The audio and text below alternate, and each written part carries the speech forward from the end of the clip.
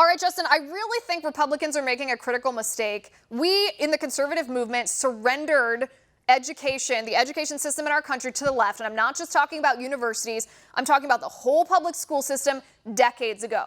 We are now reaping the rotten fruit of that. We see these young people in the streets pulling down statues, not knowing American history, embracing Marxism, because that's what they've been taught in public schools. Republicans have a unique opportunity with COVID-19 to expose the brainwashing that goes on in public schools, and they're not getting it. They're not doing it.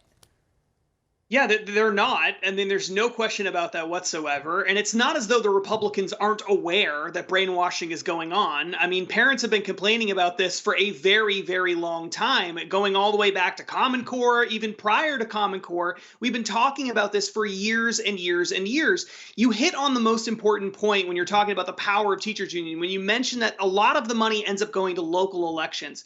People don't understand this, but teachers unions have total control over many local elections all across the country when it comes to school boards, local government, et cetera. Because if you think about it, most people are not engaged in local elections, but teachers unions are. They know who's running. They care about who's running. They know who's on their school board. In many places, they schedule school board meetings at awkward times of the day, school board elections at awkward times of the day, on the second Tuesday of the month or something like that at 1 o'clock, where no one's paying attention to it, because school board members, teachers union members will pay attention to it. They will go out to vote. They are controlling local government, not just local schools, but local government. And Republicans, I think in part because of that, because they're so afraid of that at the local level, are not willing to step up to the plate and make this happen. Why is it that we don't have universal school choice or near universal school choice programs in states all across the country that have been run by Republicans for decades and decades and decades? I know why they don't have it in California,